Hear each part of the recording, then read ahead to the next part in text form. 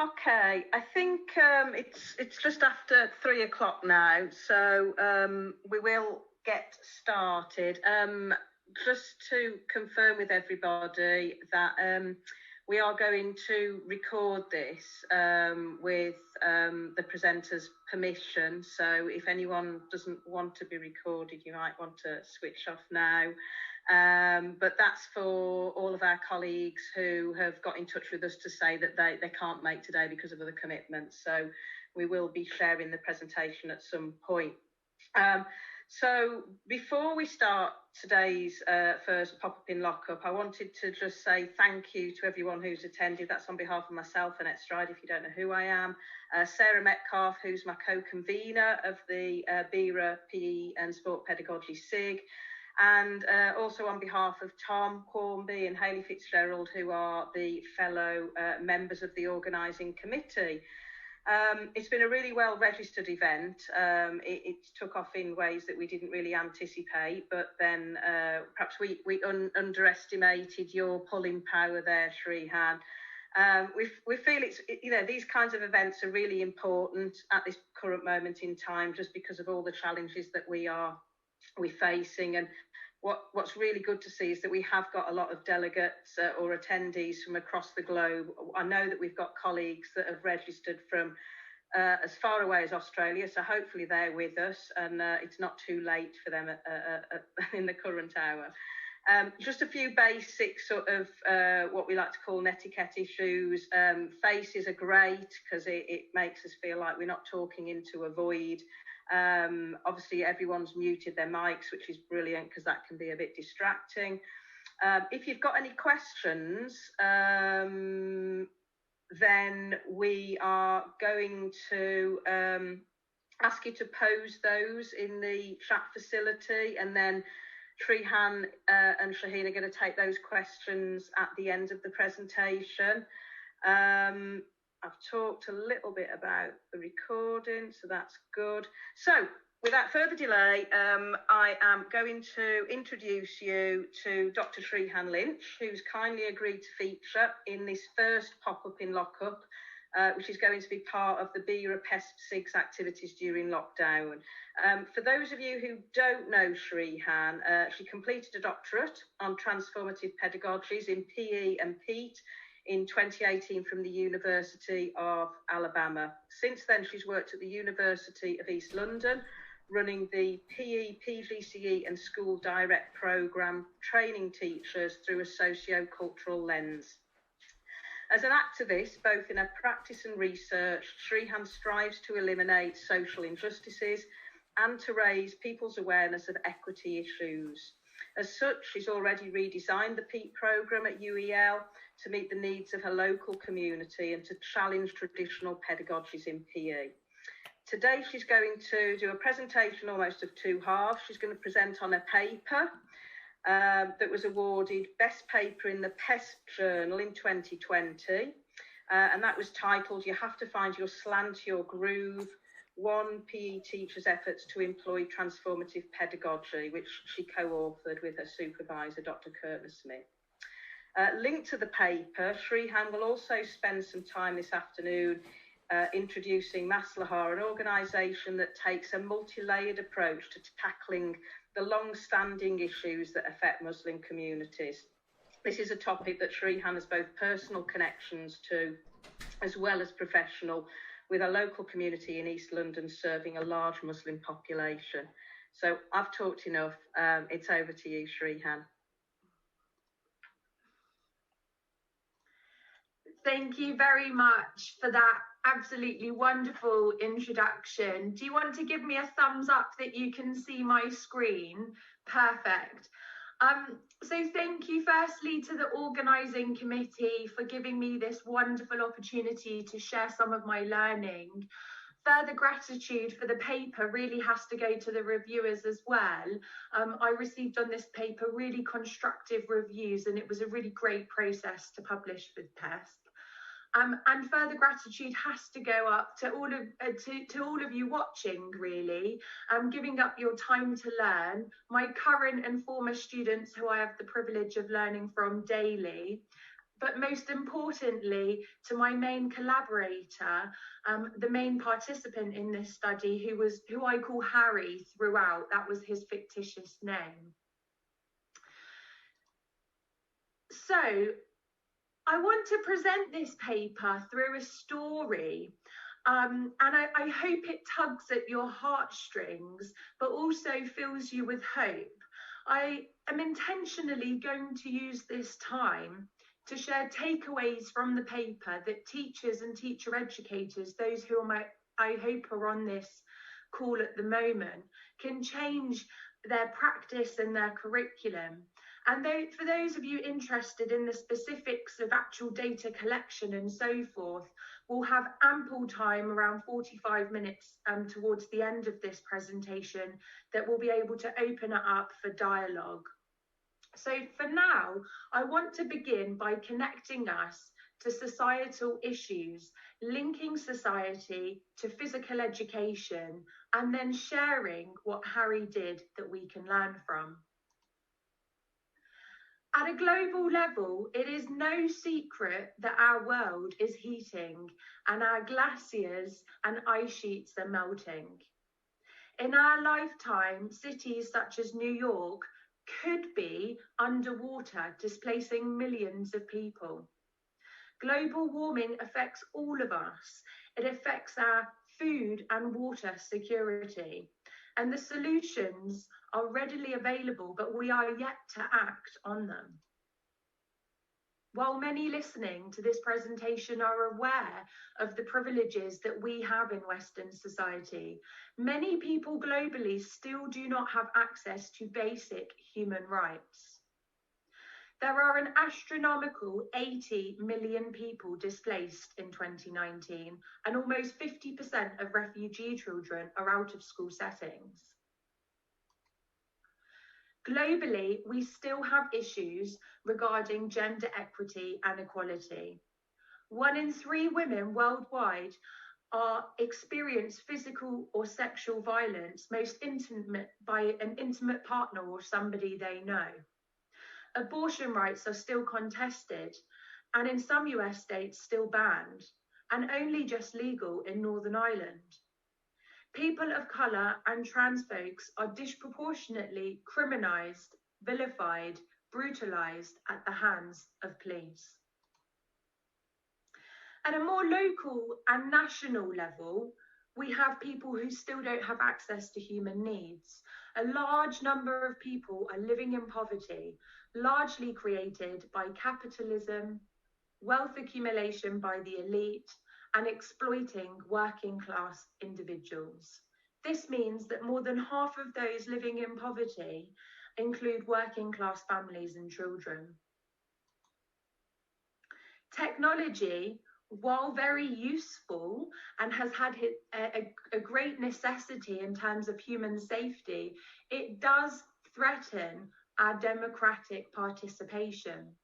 Technology has become this habitual thing, part of our lives, and we've consented to all kinds of monitoring techniques. We're social media and email monkeys, and our freedom has been rendered and our working hours completely blurred. As Shoshana Zuboff has said, we are objects of surveillance capitalism. Its customers are the businesses and advertisers. And our human experience has become raw material for extraction, prediction, and sales, meaning that our behaviour data with technology is sold. Consequently, our bodies have become so heavily invested in capitalism, and the neoliberal agenda, by paraphrasing Julie Guthman, she has said has been an utter disaster, creating economical, social, and ecological catastrophes.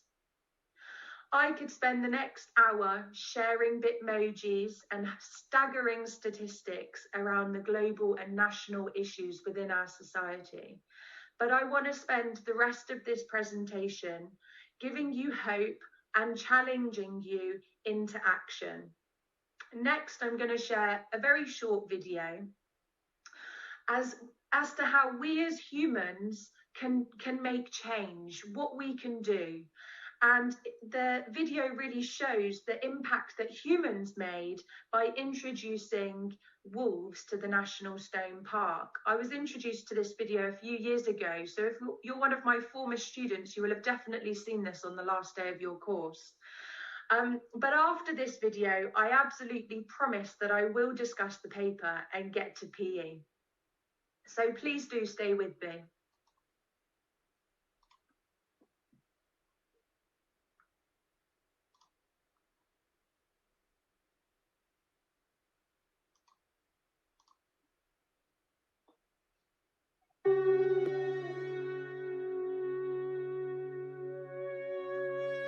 One of the most exciting scientific findings of the past half-century has been the discovery of widespread trophic cascades.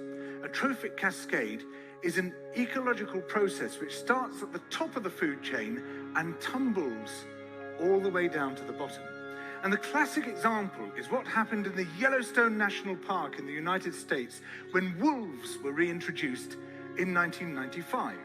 Now, we all know that wolves kill various species of animals, but perhaps we're slightly less aware that they give life to many others.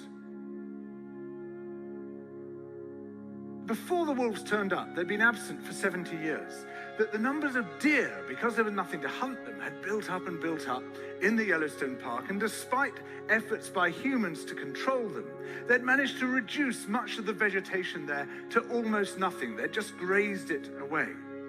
But as soon as the wolves arrived, even though they were few in number, they started to have the most remarkable effects. First, of course, they killed some of the deer, but that wasn't the major thing.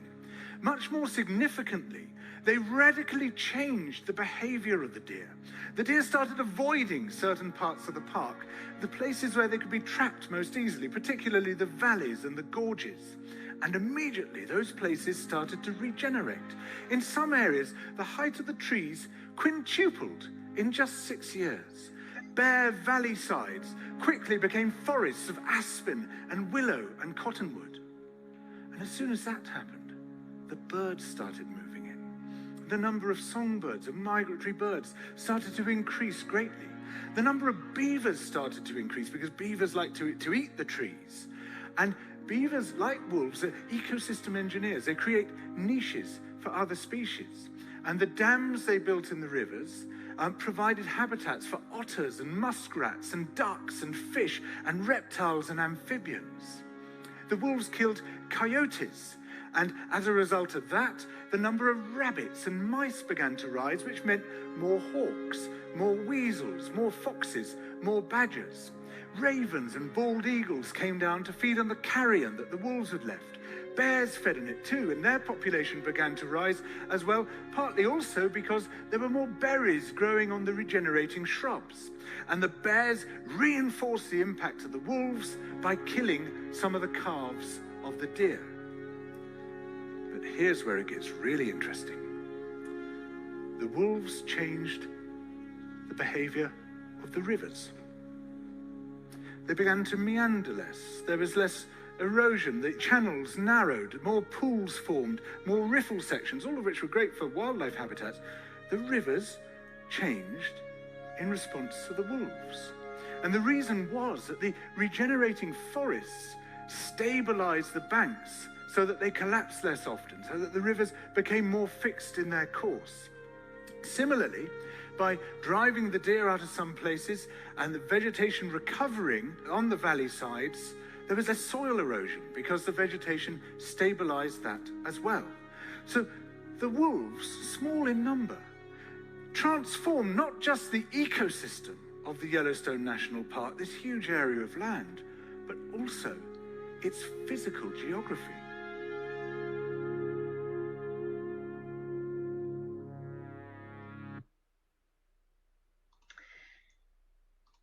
You see, human decisions can have great impacts on what we do and how our society can live.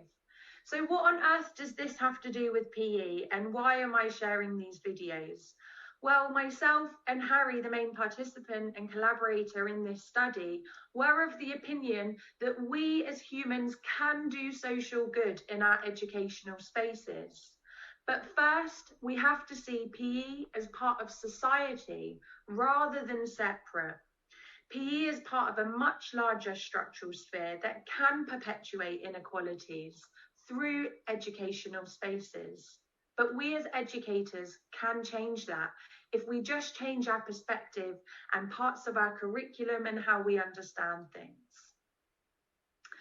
As an example, PE continues to adopt in many places, practices that are very traditional, outdated, and highly problematic. I should add that while I am generalizing here, there are amazing practice going on in schools. For example, my amazing outstanding trainee teachers currently on the job market. And for example, the team at Sarah Bennell and the amazing work they have done there changing their curriculum in East London. But unfortunately, we have seen the likes of Joe Wicks cash in at the expense of our discipline, and many schools continue to regurgitate the same boring sports year in, year out. Netball, football, athletics, rounders. I don't know about anyone else, but I've never thrown a javelin since I've left school. Still, we're still perpetuating this idea of weight loss through energy in, energy out, or as a method of weight consistency, which is far too simplistic and doesn't take into account people's identities and complex lives. The diet industry has made far too much money in making us compare each other, attempting to look wafer thin or hypermuscular. Which brings me to my next point. PE has largely been to combat an obesity epidemic, which is politically ambiguous and politically sketchy at the best of times. It doesn't take into account what is going on in society. And the very name of the national organization of PE in the US, Shape America, sums up the focus on the body and alludes to a fat bias.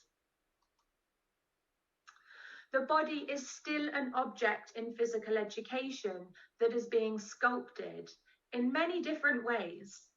Healthism, the focus on personal responsibility, focusing on BMI measures when most individuals are now classed, the new normal is overweight. Ability groupings, segregation by gender, fitness testing, physical activity tracking, elimination games such as dodgeball, and lesson formats such as skill drill game. We can, however, bridge the link from what is happening in society to young people's attention. And as I will share, we can't necessarily fix social issues, but we can use our spaces to increase social responsibility and for social good at local levels. We can help converse with our students around global and national issues to create critical thinkers, and we can support young people's mental health and children in care by being trauma-informed educators. We are teaching and working with the next generation of policymakers, environmental solutionists, teachers, doctors, future voters, the future voters and workforce, and if you're Grant Huddleston's daughters, our society's ninjas. One way of doing this is by employing transformative pedagogy, which is an activist pedagogy combining the elements of constructivism and critical pedagogy that seeks to empower students. Importantly, this is not something that you can just implement. It's a philosophy towards education. So listeners should bear that in mind. It requires aligning your perspective towards education, focusing more on social justice and going back to our identities and questioning why we are doing this work and what change we want to have. I keep mentioning the most amazing teacher, Harry. Harry was the main collaborator in this study, and I worked with him for 28 weeks through a digital ethnography. He was considered a socially liberal health and PE teacher on the East Coast of the US. And he taught at a suburban elementary school that served approximately 220 students. He saw his role very much as a social justice educator and teacher of young people. PE was merely his vehicle. The theoretical framework that I used within the study was based on Curtner Smith's 6 pedagogical principles for teaching social justice. This is not an exhaustive or prescriptive list in any means, but I chose this because it was a practical framework that can be used to reflect on teachers' practices within schools. Summarising each principle that I looked at recognises that students are knowledge holders and should feel responsible in the class to contribute as co-collaborators. That means teachers have to recognise that students have different cultures and bring those cultures into the classroom. Rejecting what Paulo Freire has called the banking method or behaviourist approaches to teaching. The principles also highlight the importance of understanding students' prior knowledge before class, scaffolding new learning, and the importance of working within the community to make long-lasting relationships for student learning. Also, moving away from standardized and performance testing, using alternative methods that help all learners incorporate critical thinking and social injustice as part of the curriculum. So I'm now going to discuss part of this theoretical framework in relation to Harry's practice and what he did, and I hope I'm able to do it some kind of justice. I hope that it stimulates your thoughts and how you teach PE and how you work with your student teachers. But importantly, as the title of the paper suggests, you have to find your slant and your groove to this type of practice and figure out what is appropriate for your local context. So firstly, Harry created a community of learners by creating a safe environment for all to contribute.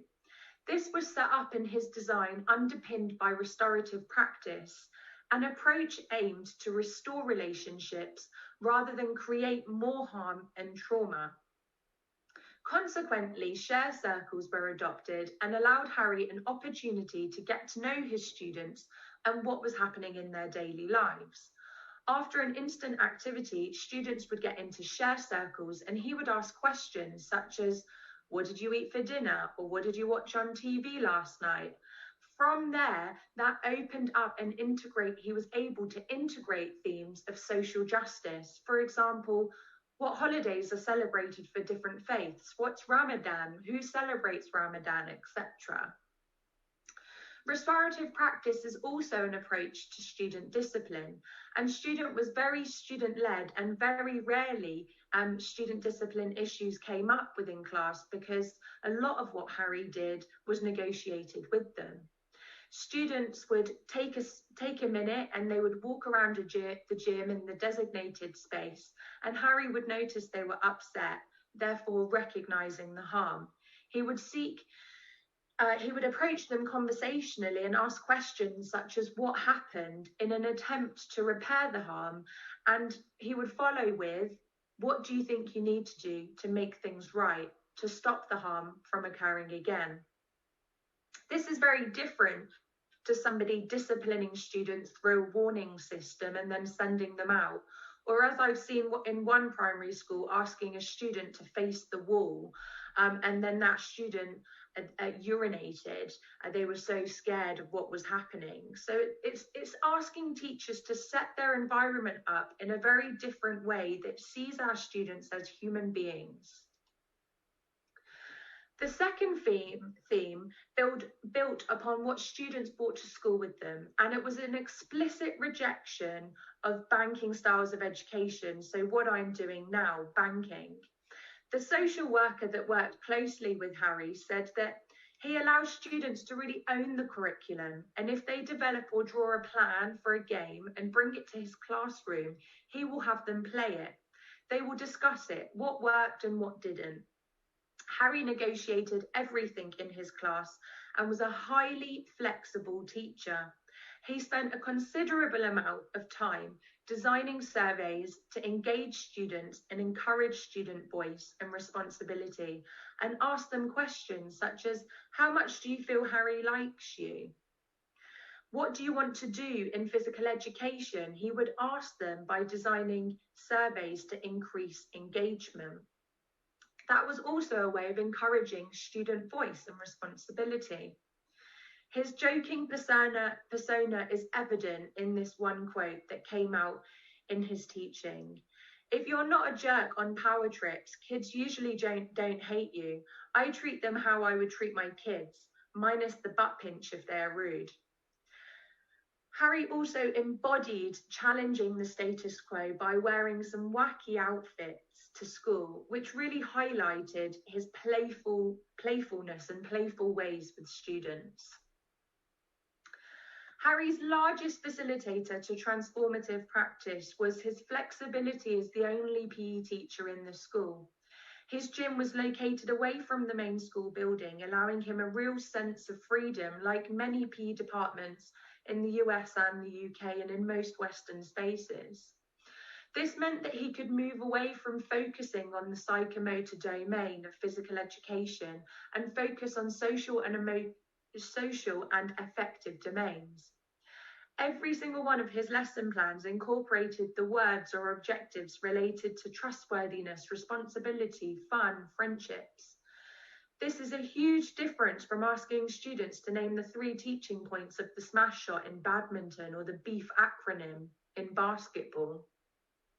Harry also implemented a well-versed curriculum with non-Eurocentric sports and activities, moving away from the traditional football, netball, cricket, rugby, etc. that we're used to in England anyway. He also included age-appropriate social justice content in his health lessons, such as discussing privilege and what that means, race, bullying, and he did this through advocacy projects, edu-puzzles, discussion, case studies, and student presentations. However, despite Harry's freedom, there were some drawbacks, and that was namely the political environment of the time in the US where the study took place during Trump's administration. This conflicted Harry's philosophy and was reinforced by the teaching standards and standardized assessments put forth by the National PE Organization in the US. Not only was the conservative nature of political organizations a place for negotiation for Harry, but the parents and colleagues at his school were largely considered socially justice illiterate. Therefore, they didn't really understand what was needed to achieve social justice, and at times they perpetuated very conservative thinking, as highlighted by the quote on screen. This meant that Harry had to work hard with the local community to show them what he did in class and gain their trust. He did this by using alternate forms of assessment in class. So instead of grading students based on performance, he adopted 3 main assessment tools that allowed students and parents to converse with him. The first was the well-known individual whiteboards, and questions were typically related to the affective or social domain. Magnets were also used, and they are individual student magnets, similar to plickers if anyone has used them, and they can be used before, during, and after class as methods of assessment. Each magnet correlates to an answer and then to a specific student, which avoids individual public displays of progress in line with social justice values, as every student is on their own journey and comparing and competition is in line with neoliberal values. He also used Seesaw, which is a authentic digital portfolio of student learning, and it allowed both communication with students and parents and guardians because they're able to message through the app. This was a tool, and in Harry's words, he said, "There's nothing more powerful than enabling a family to have a window into my class that starts a conversation about learning and joy." And it also meant that they could learn more about his curriculum and get on board with what he was doing. I've highlighted 5 top takeaways from the paper, and I think there are many more that we could discuss. For example, employing curricula that is relevant to the local area. For example, those living on the coast getting active by taking part in beach cleans and caring for the environment. If teaching academic PE, ensuring that we represent both sexes when sharing materials of the human body. For core PE, we can also seek to include an array of non-traditional activities that focus on risk, vulnerability, empowerment, participation, and joy. But also those that have an underlying social justice focus, such as aerial, self-defense, and parkour. I'm sure that colleagues listening will have an array of ideas, and I hope the chat function is full of more suggestions being shared. I'm now going to hand over to my colleague, comrade, and sister Shrehan at Maslaha. Maslaha is a wonderful organisation that is doing phenomenal work, and I really wanted to use part of this presentation to highlight their work. I specifically like that their name means problem solving. With a world full of inequity and societal issues, I hope that the presentation showcases how movement can be used for social good and provides you with hope for the future. So without further ado, I hand over now to Shrehan. Hi everyone. Thank you so much, Shrehan, for inviting me to speak and be a part of this and to share our work with you.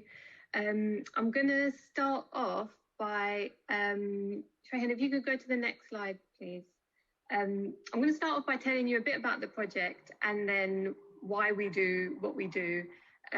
So looking at, from reading Shrehan's paper, I realised that the Muslim Girls Fence project, which is a partnership between Maslaha and British Fencing, adheres quite well to the 6 pedagogical principles of social justice education, which is quite nice to see. And it takes a restorative practice approach, so an alternative approach to traditional educational experience. We're trying to restore relationships and build community within schools. So it's not just about physical activity and fencing, but also about creativity and conversation. It's a lot more holistic, and it's all about also about well-being. So what we actually do is it's a project like I said, it's a project in collaboration between Maslaha and British Fencing, and the whole point of the project is an aim to facilitate safe spaces in schools and at community level for Muslim women and girls to firstly learn fencing, and also to have like a creative side of the project. So in the past, it's been photography, we've had collage making, zine making, poetry, creative writing. The project's been running for quite a few years, and like I said, we're in schools and in community settings, and we run in London, Birmingham, Bradford, and Doncaster. So in practice, the project would normally, before all the lockdowns, we'd be in schools and we'd have a session of fencing led by a qualified fencing coach, and then a session on creativity led by an artist, where the participants decide themselves what they would like. First of all, they decide the art form that they would like to use, and then also they decide what topic of conversation they would like to explore. And the reason we do this is so that it's on their terms. It's a safe space for them to explore something that they want to speak about, which they otherwise may not be able to in the school setting. Examples have included gentrification, identity, racism, Islamophobia. It's all about treating them as equal partners with sources of knowledge. So they are where the project comes from, because the project wouldn't be anything without them anyway. So in the past, we've had a project in Birmingham where we worked with a local photographer, where she taught and worked with the participants to take self-portraits, so their identity was being portrayed on their terms and not in reaction to, you know, the Prime Minister's racist comments or negative headlines in the media. Next slide, please. So why fencing? Good question. So we work with fencing because it's the sort of sport that isn't commonly done, in the sense that not many people have tried it before. So whoever takes part is more or less on the same footing. Everyone has got an equal sense of expertise and experience, in the sense of not having any, but also a really traditionally elitist, male-dominated sport. It's also something that's really creative, really expressive, and can suit all types of, all body types, all types of clothing. So it's something that's, for a lot of people, is really new, really different, really interesting, but also very creative as well, and something that kind of equalizes a lot of people, instead of something like football or netball in the traditional sense. Next slide, please. So why Muslim women? So the project is open to all women, and in school, all girls. But it centers the needs of Muslim women. And the reason for that is because we find that, well, it's not that we find it, it's a fact that Muslim women are the groups that are most discriminated against in the UK. And that's across employment, education, housing. Secondly, Muslim women are not a monolithic group.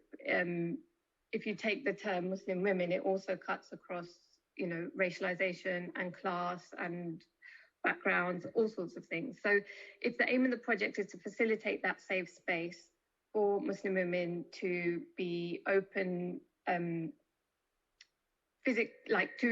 express themselves physically and creatively. During the first session, one pupil commented, I think you can see the comments there on the slide. Sorry, I'm having a bit of problem with my screen.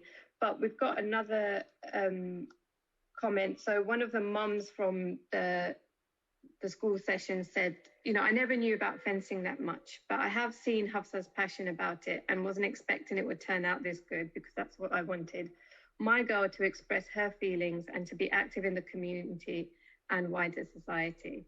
So it's also really interesting to see that when we talk about the project, so many people would, we get schools getting in touch with us, community groups getting in touch with us, asking us to run the project. And as whatever we can do with the funding that we have, we do. But it's really interesting in the PE setting, because for a lot of students, when you're in school, anything to do with sport, anything to do with physical activity, the PE teacher or the PE department, they're the gatekeepers. And it's really interesting with schools we've worked with in the past, the teacher that will get us into the school, who says, please come and work in our school, it would be great for our girls, have been teachers from other departments. So English teachers, primarily for some reason, but so other departments. So I think that's something really interesting to think about. And also, if you are in a school and you would like to get in touch about the project, then I'll share my email address at the end. So thinking about approaches and narratives, like, this is what we've learned from our time with working with the sports sector. And you guys can tell me if this is right or wrong later, but how much of it is also applicable to PE and schools. So things we've recognized is that there are so many racist tropes and, you know, really lazy stereotypes that blocks around Muslim women in terms of culture, tradition, religion, the things that hold them back. But Muslim women we are not a monolith. So what is culture? You know, when you think about it that way, and it's a really lazy way to think about a group of people. Whenever there's any project for women or designed for all women in the wider sense, the default woman that the project has in mind is often a middle-class white woman. So it doesn't consider the needs of different women, and it also ends up becoming exclusionary. So, and if you look at sporting statistics, you can see that. The other thing we've learned is that Muslim women, Black women, brown women are often thought of as being hard to reach. So these are the hard to reach communities, or these are the hard to reach students to get engaged and to get involved. But instead of putting the onus on the communities and on those students that are apparently hard to reach, think about how that educational setting is actually hard to reach, and for so many people is inaccessible. And there'll be lots and lots of reasons for that, depending, you know, on the individual setting. But there's something really interesting to be said of where the onus is always put. So another thing we always hear is, oh, Muslim women have low self-ambition and confidence. You can see how bored I am just saying it.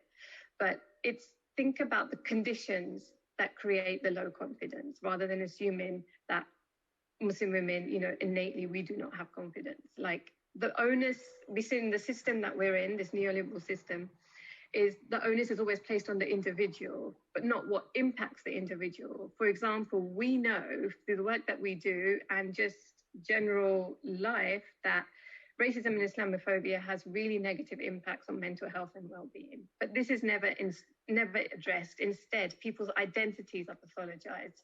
So what does that look like in a PE setting? Once we have created like safer conditions for engagement, how do we then replicate those safer conditions on a wider structural level? So thinking about what happens in your classroom or your PE lesson, and then taking that wider across the school and across the school community. Next slide, please. So thinking about it, thinking about what prevents Muslim women from participating in sport. So again, a lot of this is from our work in the sports sector and community settings, but thinking about a school setting as well, we have things like, there are various different structures and various different systems that mean that prevent Muslim women from participating in sport, but not just that, but really put barriers in place. So, for example, as teachers or people in education, you must have heard of the Prevent policy, which is a counterterrorism policy that specifically targets Muslims, and it's a gendered form of Islamophobia, so it specifically targets Muslim women, which again then breaks the trust of that student in that space. For example, if we're talking about fencing and we're talking about, you know, swords or sabers and foils and different types of weapons within our project and our fencing space, it's a safe space. Of course, we're going to talk about things like that. If a Muslim student mentioned those things outside of that space and it's heard out of context, they could be referred to Prevent for counterterrorism. There are so many examples of this that you can just Google and have a look at. So, and we also assume that school settings are safe spaces, but are they actually safe spaces, or are they a microcosm of the wider society, which includes cultures of discrimination and all the isms? So just think about think about the space you're facilitating, and it's not what is stopping from Muslim, it's not about, you know, why aren't Muslim women engaging, but what is stopping Muslim women from engaging? Because it's those people who are in power and have the authority to make changes, those are the people who we should be asking that question to, and not the individuals. So not only do we have the Prevent duty, which, yes, it's legislation, but extremely problematic. We're also dealing with institutional racism, If you think racism doesn't exist in your school, I think we can tell you you're very wrong. It very much does. So Islamophobia and institutional racism, and also poverty and austerity, and what that has done to so many communities across the country, and how poverty and austerity has, meant even more barriers in place for people in participating. How that translates to a PE setting, you're going to know that better than I am. We have, next slide, please. Thanks. Yeah. So if you would like to get in touch with me and to find out more about the work that we do, that's the website on there, and you can follow us on Twitter as well. That's my email address. So if you need to get in touch, please do. It'd be great to hear from you. We also have produced a short film called Nobody's Metaphor, which has been nominated for some awards, which is really exciting. It's about half an hour long. I'm not sure if I have the time to show a minute-long trailer. I think so. Yeah, I think so. Yeah, okay, I'm gonna, so do I just share my screen and then do it that way? Yes. Okay, just give me a second.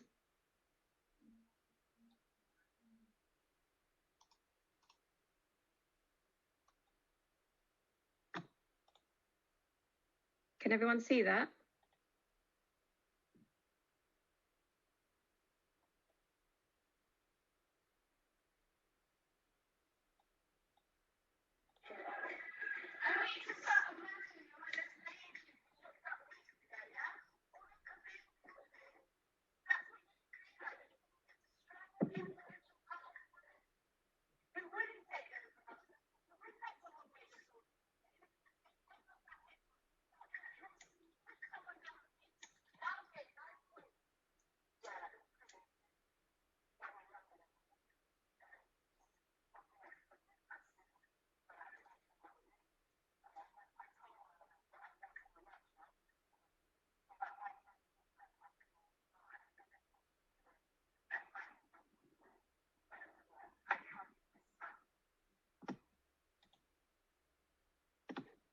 So yeah, that was just a really short trailer of the film. So if anyone would be interested to see that, then just get in touch. We're still organising screenings with different organisations and different schools, and yeah, that's it from me. Thank you very much, Shrehan. We'd very much like you to think about now what your commitment is. What are you going to change after listening to this presentation? And we've created a little Padlet, and we hope that I think Tom was going to post in the chat function. We'd love to know what you're going to change in your practice, what you're going to do. Feel free to comment, feel free to put your name or put it anonymously. And tell us, what is your commitment to action? Thank you on behalf of myself and Shrehan for listening to us today, and we're really looking forward to some dialogue and some feedback. That's great, Shrehan, and Shrehan as well. Thank you so much for that presentation. I found it really informative, and I don't think people have been posting questions in the chat. So I think if you could stop sharing your screen with us, Shrehan, and then maybe people will want to sort of raise hands or ask questions. But I'm going to take the prerogative of the chair if I can, and get in there before anybody else does. And I wanted to pose a couple of questions, if I could, to Shrehan. I really enjoyed the presentation, Shrehan, because I think you really importantly, drew attention to all those structural inequalities that exist that make it really challenging for Muslim young women to engage in physical activity. But what I also really liked about it was the fact that you demonstrated, those young women's agency and how they are sort of challenging all those stereotypes and myths about themselves. And I wondered if you could just talk a little bit. You acknowledged that, Muslim women aren't this monolithic group, And you talked about running the scheme in different areas, and I wondered if that had thrown up any different sort of findings or experiences. Yeah, so like I said, we run it in London, Birmingham, Bradford and Doncaster. And each area has its own needs or its own challenges. And the thing we've learned is we can't go in area or into a community setting or a school setting that we're not familiar with, we're not local to, and impose the project on them. It's like we have to find out what the needs of that space are, or what the needs of those pupils or that the community setting. So we have to find out what the needs are and what we can do to cater to those needs. We can't go into a space and say, right, tell us about, this and this, or we're going to do a project on this and this. It has to come from the group itself. And often, like, we're based in London, but we work across these areas. The other thing that we've learned is that the importance of building relationships. So it's not just about going into a school in East London or West London or Birmingham and saying, oh, we're going to do this and we want to do this and this is what we want to achieve, because essentially it's not about us. It's about the participants. So building a relationship, building those networks, and continuing the relationship once the project has ended as well. So if any of the students need work experience, can we point them in the right direction? We keep in touch with the school itself. Often, whatever happens whatever creative element the group decides to explore, we'll have some sort of exhibition or sharing or celebration at the end with the wider school community. So it's that whole thing of keeping that relationship going and having like an organic, more of a holistic relationship, as opposed to going into a space and imposing our project aims on a group of people. So it's catering to the needs of the group. Brilliant, thank you. Okay, Anthony, well done, Anthony, for posing a question in the chat. So Anthony's asked, so he said, thanks for the presentation, both really thought-provoking, and he's interested in the early mention of inclusion as a sense of belonging. Yeah, do you want to ask that question, Anthony? I'll try. I do apologise in advance. I've got 2 young children running around the house making lots of noise. Yeah, okay. Thanks for the presentation. Really interesting, really thought-provoking. I love your work, Shrehan. I was interested in the early mention of inclusion, and there was mention of belonging, and it's a concept that I've been grappling with for a while now. And just kind of from your perspective, what would you say belonging actually entails? And based on that, how might teachers or those in decision-making positions in schools, teacher educators, whoever, how can we contribute to fostering a sense of belonging in schools? It's a really great question, and belonging is complex. It's a really complex, loaded term in many different ways, I think. I think being trauma-informed is really important. I think being aware of where our young people come from, the challenges they face, the countries they've come from, their journeys to here, or wherever they are, our children in care.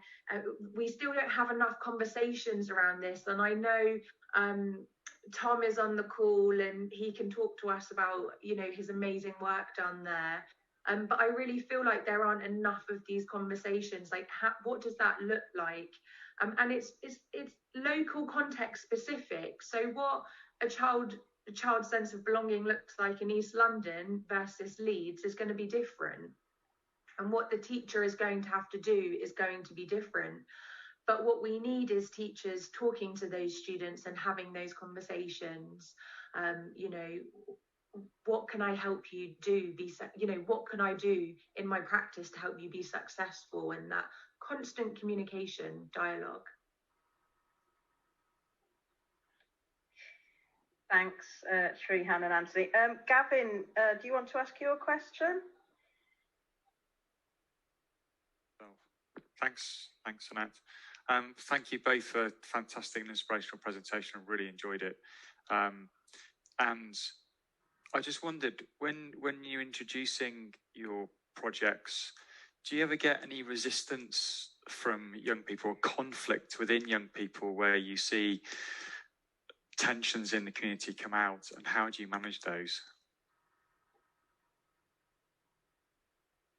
That's a question to both of you, really. Shall I go first? So we've not experienced any resistance to the project. We experienced curiosity more than anything else, because it's like, oh, fencing, what's fencing about? Oh, isn't that for like push people? Oh, this, oh, that. It's more the curiosity behind it that draws people in. In terms of conflict, like in previous projects, students will bring up things like racism. They will bring up sexism, Islamophobia, all these isms. They'll bring them up and talk about them. So we have to make sure that, of course, that we have safeguarding in mind and the school safeguarding policy. But not only that, we have to make sure that it's a safe space for them to do so. And there's always a member of staff present as well. It's not just us. So whichever teacher in charge of the project is there. But it's just about building that safe space. So we've not dealt with conflict. We hear about conflict. So we hear about how Muslim girls are called terrorists in school, on a regular basis. We hear about the racism they face from teachers and, how they're treated because of it. So, yeah, and then it's just working with them to just to make their school experience a bit better for them and equipping them with the tools to, unfortunately, have to deal with it. I think Shaheen's hitting some really great points. I think what I've learned from my own work in this area is the importance of being culturally sensitive and actually saying to some students in some situations, I don't know the answer to this, but I'm going to work it out and come back to you and we're going to have a chat about it. And not pretending that you're this expert on critical whiteness studies if you actually don't know what that is and what that entails. So I think there's a level there of cultural sensitivity, making sure we're educated properly in the communities in which we're serving, and that will hopefully help with any kind of conflicts that comes up or problems that come up when you're delivering anything that might be considered controversial, radical, anything moving away from what is traditionally known as physical education. So thank you. I just was thinking whether when you have like a group of students from different backgrounds. So, I mean, I've done some work with my students where I've listened to the voices of Muslim and Asian students because they have not been listened to, and then I was thinking how you broach subjects in which, for white fragility, often people don't want to talk about it. They want to ignore it. That doesn't exist here. Racism doesn't exist in our social group. And I wonder whether you've had experience of that sort of tension unfolding in some of your sessions and how you've dealt with it. So I think with our project, we make it quite clear from the outset that whilst it is open to all girls and all women, that's 100%, it's open to everyone, but Muslim women's needs are centered. So, and that could mean anything depending on the group. It could mean no males enter the space. It could mean a time to pray when it's time to pray if needed. It could mean a whole number of things, but that's very clear from the outset. We make that as clear as we can from the outset. So if anyone is signing up, they want to take part in it, and they're not Muslim, not that they're 100% welcome, they're totally fine, but that these needs are going to be centered. And in past groups, we've had girls who are Muslim, Christian, atheist, Hindu, Buddhist, Jewish, like a whole, everyone. It's a space where everyone can come together. So yeah, I don't know if that answers your question. Okay. I'll just add there to what Shaheen said. I think in these spaces, we shouldn't be centering whiteness. So if that does come up, I'm not going to be fragile. I'm not going to be this person, I don't want to step on anyone's toes. No, we can't be scared of doing that. We can't be scared of addressing any kind of injustice that's going on in our places, or if we see something. I had a situation this past year where, and it depends, of course, how you read the situation. One of my students joined a call, his hair was out, and one of the other students said, your hair's sticking up, it's pitting me off. And that very idea is very centered around whiteness, that hair grows up or versus down, and we can't be scared to talk about that and why that's sometimes problematic. While sometimes intentions aren't made to be in a certain, offend somebody, it's about picking up on that moment and saying, oh, this is going to be really awkward. This is not going to be comfortable for me, but actually I need to address this, and we need to have a conversation about it. Thank you. Thank you. If you have got a question, if you just pop it in the chat, that would be really helpful, because I can't see everybody, but I know Sharon has waved. So Sharon, have you got a question? Yeah, I just want to know how you engage the parents, because it's a lot about the kids want to do it, but sometimes they're put off because their parents have these misconceptions. So how have you engaged parents to let their children participate? So in the past, what we always do is we go via the lead teacher. So the teacher and the school is the link between us, the students, and the parents. And we provide all the information, like we'll send out a brief, all the information about the project, images from the past project. And each student needs their parents' permission to take part. So we need a signed form from them. So in that sense, we're trying to make sure that the parents know and are aware and are happy with what their child is taking part in. And then after, as the project progresses, at the end of the project, once we have that celebration or we have the sharing of the work, the parents are involved in that at that part as well.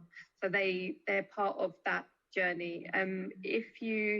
If you ever get a chance to see our film that I mentioned, Nobody's Metaphor, we also interview a parent to give her perspective on, what her points of view on the project and how she's seen her child's participation in it, and her growth and her change as well. And we also ask teachers. So we ask teachers at the beginning, which students would this be appropriate for, in the sense that, are there any students who need to come out of their shell a bit more, who are a bit quiet in class, who don't really participate? And then we'll ask them halfway through, how are the girls doing? And we've had feedback in the past that, teachers are like, oh, they're a lot more engaged. They're a lot more, they participate more. They volunteer answers more than they used to. So we try and keep in touch with the school community as the project progresses, so we can also learn if we're doing anything, what needs improving as well. Sorry, I don't think I've put that question correctly. If a male is teaching, yeah, I should have said if it was a male, how do you engage the parents? If a male is teaching the fencing, how would you engage the parents to say this is okay? Oh, no, we only have women coaches. So we don't have any male coaches for the fencing. It's just women coaches, and any artists involved women as well. So it's a women's only space. Okay.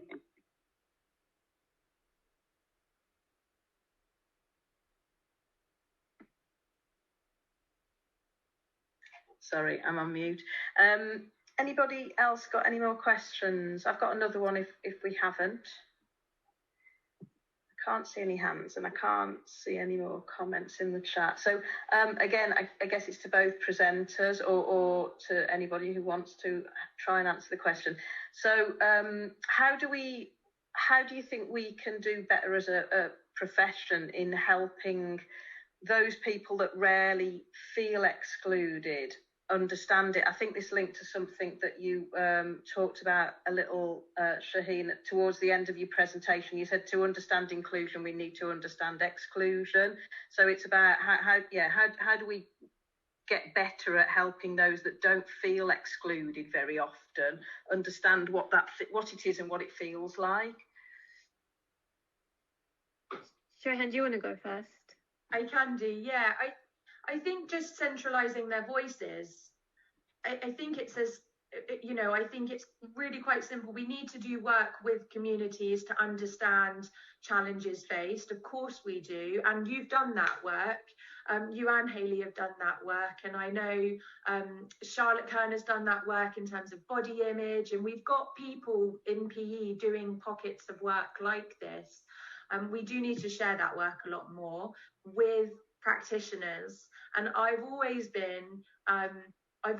thought there's always been this big divide between universities and actually what happens in practice. And we need much more conversation between us. Our national organisation in the UK should be doing that work. It's not. So we need much more conversation between HE and practice. And at the moment, this is one of the only things out there that's doing that, because I know lots of my mentors are on this call and they're listening and they want to learn. I can see Rachel Kelly's on the call. She's assistant head teacher at school, a deputy head teacher. She wants to let people want to learn. They just need to find the pockets of where they can learn. Thank you. I think just this event has been really good in terms of trying to make those connections today between sort of, those of us that are working in higher education, but, those people that are also, working with young people, whether that be in schools or other organisations. So, I was just going to add there, sorry, Annette, that like people like Ash Casey, he's made a whole YouTube set of videos that I send out to my teachers. Watch these, they're great. That it's just instant CPD. Although I'm also really conscious on the other hand of that is teachers are so busy and we're constantly asking teachers to do more, go the extra mile, do more. It can get too much. Yeah. I think it's been really great though today in that we've had two different presenters and you're creating those links, which is brilliant. We've got another question that's come in. What would your top 3 tips be when training the next generation of PE teachers? Can number 1 be applied to UEL and train with me? No plugs. No, the course is full anyway. Top 3 tips. Read. You are a perpetual learner when you come to work in education. I learn every day. I do things wrong every day that I need to improve upon in my teaching. I'm still learning. Padlet, never used it before. We've got to just try these things and be vulnerable. 2, make sure you use your cohort. Make sure that you're chatting to your peers, you're talking to each other, you're supporting each other's well-being. And 3, enjoy yourself. Teaching is so rewarding. It's so fun. In the right schools, you can have the most amazing experience. And I just noticed that one of my former trainees is on and she's just had Ofsted. I bet that was a great experience. Surely there's some joy there.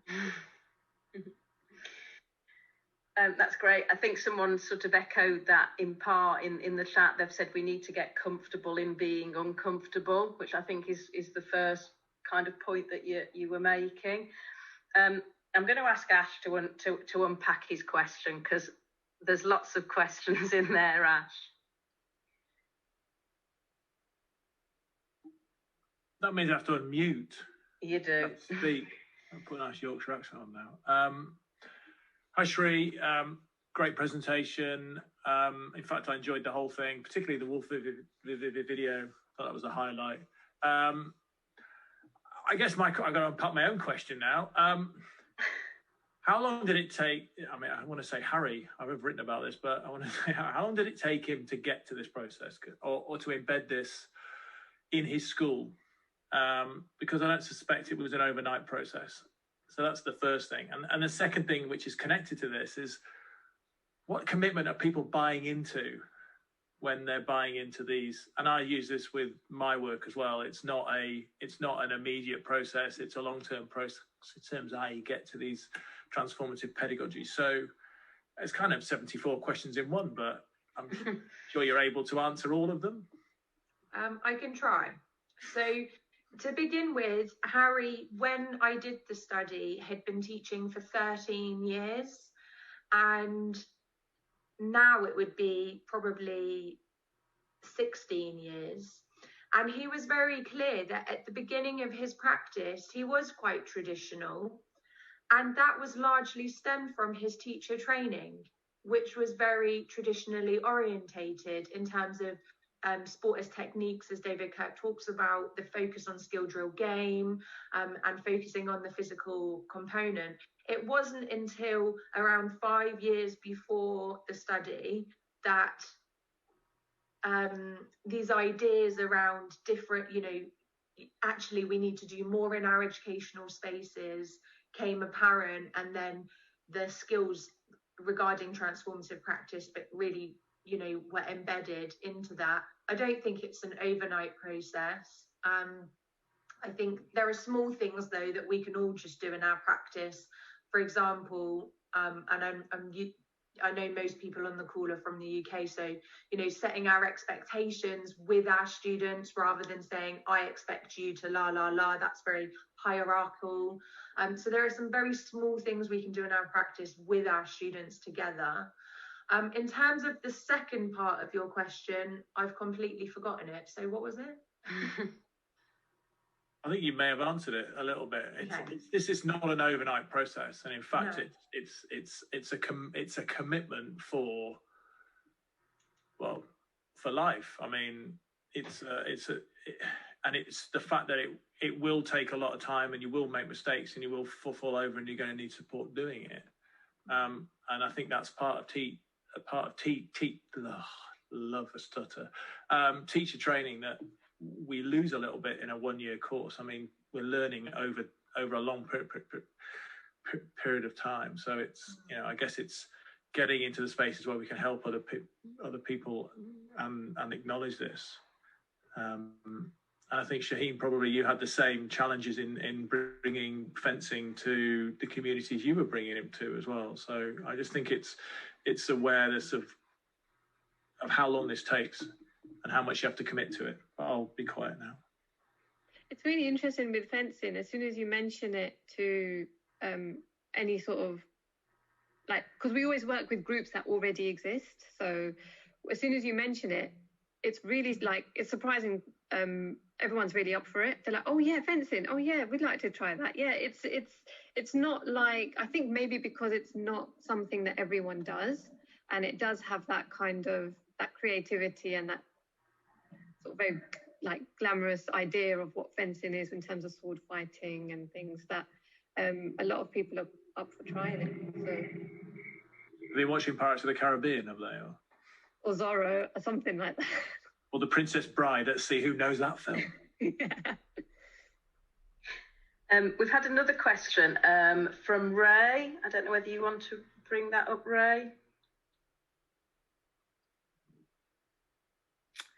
Hi guys, really good presentation. Thank you so much for your thoughts. The question was, how do we get our colleagues within our departments who are quite traditional to buy into the transformative practice that we're trying to adapt? Because often what I've faced is that challenge of, if a teacher's been there 20 odd years and you're just coming in fresh from PGCE or whatever it is, how do we overcome that resistance? Thank you. It's a great question, and it's a huge challenge. And I don't know if I have the answer for you, Ray, because I think it's something that there has to be this level of buy-in from colleagues. There has to be this level that they, want to change practice, and you can't force that on somebody else's teaching experience and identity necessarily. I do think, though, and what I've seen work from and heard from my own trainees is staff training. I had a trainee last year that took sport education, as an example, into his school. They didn't know about it. He ended up training a teacher on it. Then the teacher did a training for the rest of the school staff on it. So it can kind of spiral. So staff training, working with your head of department, and finding those departments like the one in East London, Sarah Burnell, where they want to make changes and they want to learn and they want to change their practice for their students. I think also it's like when you're working with people who are in quite a traditional mindset, is to find some sort of commonality within like your mindset, and there may not be like that commonality, but showing people how trying to change, even though if it's small changes and baby steps, how that would be advantageous to all and how that benefits all students. Like, it won't just benefit the Black and brown students, it would actually benefit everyone, and it will benefit the whole school community. And I know it's really difficult to try and do that, unless like you can somehow make them think it was their idea. I don't know if that would work, but I know it's really difficult. But yeah, just keep trying, I guess. Thank you. Sarah, I think you're next.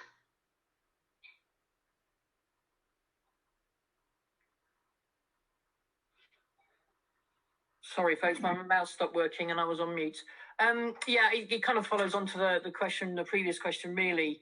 And that is, I'm totally dismayed by this dominance of dodgeball, as you've kind of highlighted in your presentation, and the kind of fitness testing and the kind of Joe Wicks effect, bless him, that we're all kind of seeing, that busy teachers are adopting. And of course, we are the best in the world trying to equip our potential teachers or trainee teachers with innovative ideas and different pedagogical approaches and styles and models, underpinned with social justice agendas. But it's so hard when they're going in to do their 1 year teacher training in schools that have a very dominant kind of traditional curriculum. While I was hearing and listening to the views, I guess I was thinking of trying to create sort of communities of practice, getting like-minded people on board, creating some CPD opportunities amongst potential teachers and current practicing teachers. Maybe, I don't know, but I'm really keen to know what your views were when you were thinking about this and writing the paper, about how we address this, really. Well, it's no secret that Joe Wicks is not physical education, in my opinion. I've been very adamant of what I think physical education is and what I think it isn't. My 7-year-old did it on the very first morning, as did I with her, and she got bored after 5 minutes, and I ended up having to do the rest of it in order to kind of show some kind of positivity. But it was, yes, it's fitness. It's a fitness routine, isn't it? It's something else. Yeah, and listen, the whole idea around it epitomizes everything that I spoke about in terms of capitalism, neoliberalism. How much has Joe Wicks really made from doing this? He's now got a book out on baby weaning. You know, he's just made an absolute fortune. And people, we need to see the much bigger picture here to what he's doing, and you know, all of the rest. And yes, I know he gave money to the NHS, and that's really, really lovely, but it was also a fraction of what he was given. And he also kind of alludes in his personality that he's really worked this far, and he's got this far because of all of the great things that he's worked to do. Actually, he's been given lots and lots of money by his uncle, and that started his empire. So I think, yeah, in terms of your question though, and how do we change the dominance of dodgeball and fitness activities with busy teachers? Yeah, communities of practice, sharing the blog and the link to the Hall of Shame articles that has got the list of things in physical education that are seen as frowned upon in PE now. There's enough of that out there already, and having conversations when you go to mentor meetings and talking about practice. Yeah, I think with practice, it's really like sharing good practice, which I know you guys have said already, is also really important. So we try to do that as much as we can. If you go to our website, there's a report that you can download for free about all the learnings that we've come across. And also what we're doing at the moment is we're putting resources together for schools and for teachers, looking specifically at mental health and impacts of racism and Islamophobia on mental health and well-being, of which, like, everyone knows that physical activity is such a huge part of well-being, but how much is that addressed via the curriculum? And also, so like I said, we're putting together these resources. We're just starting to work on them, which we can then share with schools and with teachers. And also just something about the traditional mindset is, I know this is really difficult, but if you can somehow push the boat out and take that and do your PE sessions, deliver your curriculum in like a non-traditional way or in a non-traditional setting. So, for example, we had fencing sessions running at Ladywood Leisure Centre in Birmingham. And not only did we have the fencing sessions there, which was so, they went so well, a photography exhibition of our previous fencing project has also been exhibited there. And I think it's still there. I know everything's closed at the moment, but it's still there now. So to have like non-traditional art spaces, bringing in those conversations about identity and who is a fencer and how these fencers saw themselves. And to the point that it went so well that Ladywood has now given us the space to MGF for free, that we can use that space and, you know, catering to all our needs. And that is absolute, for us, like that is absolutely incredible, because it's always really difficult to, first of all, find a space, and then you're financing the space, which is fine because it's part of the funding. But when that funding runs out, there's that question of sustainability. So trying to push things in non-traditional ways and then having that example to show and share other people of how well it works sometimes can, you know, work out really well. So yeah, just maybe you could give that a go if that works in your school setting as well. Thank you. You hit a really good point there. Sorry, can I jump in? Yeah. Obviously, Maslaha and British fencing have a clear partnership, so that's also something else, you know, going to maybe, if it is a specific sport or physical activity that you want to learn about or know more about, then I don't see why we can't reach out to these governing bodies. That's why they're there. Virginia, I think you're on the call, maybe not on this screen. Do you want to talk about how that went? Yeah, hi, I'm V from British Fencing and have the pleasure of working with Shrehan and the rest of the Maslaha crew. So from our point of view as a national governing body, it's a major part of our strategy now and what we do, and it's really been kind of driven from the top, so from our CEO all the way through the organisation, and we're a tiny NGB, but it's certainly something that comes up in conversation probably every day in the office about what we're doing and how MGF is going. I think from a point of view of partnerships, the biggest thing for us has been our learning as a sport and how we need to adapt how we deliver and what we deliver to meet the needs of the young girls and women that we're working with. So moving away from this approach of we want to get more young girls fencing and we want to make them brilliant fencers and we want to get more fencers through onto our athlete development programme, where for lots of sports that's really, really important. For us, we're really comfortable with using the sport to engage girls in a physical activity, but also be part of this safe space, be able to express themselves physically as well as through creative activities. So I think as a national governing body, if you are prepared to adapt the way you think and your approach and put your own needs and desires almost secondary to what you're doing, I think 5 years down the line, that's why we're still very much the partnership grows from strength to strength, and where we push the barriers and the boundaries and challenge. It's not always plain sailing. We always hit bumps in the road with what we're doing, but that's how we develop and the project grows. And yeah, so I think as a national governing body, it takes time though to build that, and you have to be able to, I guess, find an NGB that would be prepared to think a little bit differently and outside the box. But I think part of our responsibility as well in the sector is to share. We share our story a lot with other NGBs from a delivery to a coaching workforce point of view as well. Thank you. We've probably got time for another question. I think, Gavin, you were next. Yes, so thanks for that. I was interesting when you were talking to Ash, you talked about, he talked about, it being a long process and people falling over. And I wondered whether Harry experienced that, what were the consequences now you picked him up? Because we make mistakes and often sometimes mistakes can be quite challenging in these sorts of situations. I just wondered if you could share some experience with that, actually. Yeah, and that's a really good point, actually, Gavin. Thank you for asking this question. On the whole, actually, Harry was, pretty good. There weren't any huge fall downs, but when, he wanted to seek clarification or was going to teach something that he wasn't sure about, he was so vulnerable, and he would reach out to the community and, learn. And that was really endearing as somebody working with him to go, wow, this takes so much time.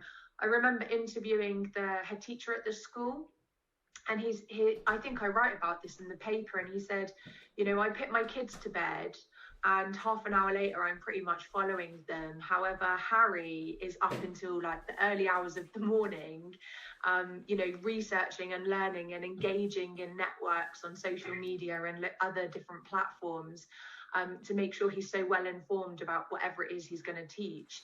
And the other part of that was when there was a fall down or something like a fall down, he shared it and he wrote about it in his blogs, which made him, it's appealing. You want to see somebody who's very vulnerable because you can relate to that, I think, as a teacher, because we don't always get it right. We don't always, it doesn't always go to plan, and that's okay that it doesn't always go to plan, I think. So thanks, everybody. I think it's getting close to the 90 minutes, and I know everybody has got lots of other things to juggle at the moment. So I wanted to just say a final thank you both to Shrehan and Shaheen for giving us a brilliant presentation. I don't envy the people who are going to be following them in the next pop-up in lock-up presentations. I wonder if I could ask you to unmute. Everybody to unmute, and if we could just give the presenters a little round of applause, please, that would be great. Thank you. Yeah, thanks everybody, and I hope to see you at the next event. Thank you very much. Thank you. Bye. Bye. Thank you. Bye. Bye. Take care.